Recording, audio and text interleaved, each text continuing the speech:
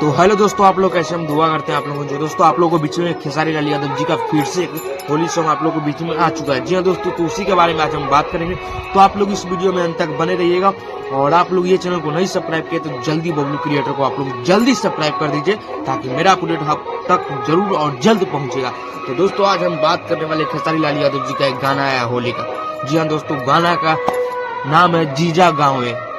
ये गाना का नाम है जीजा गाँव। इस सॉन्ग को गाए खेसारी लाल यादव एंड रवीना रंजन ने, और काफी रिलीज इसका है अभिषेक जी।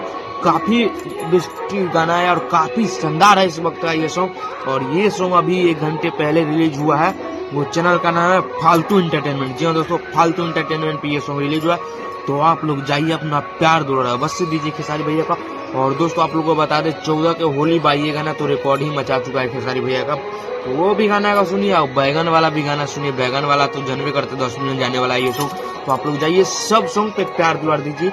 और कहीं ना कहीं ये सॉन्ग आज जो आया है, कहीं ना कहीं ये सॉन्ग गजब है और काफी बेस्ट है। ये सॉन्ग हम सुन चुके हैं। तो आ जाइए, आप लोग भी सुनिए फालतू एंटरटेनमेंट पे, अपना प्यार दुलार अवश्य दीजिए।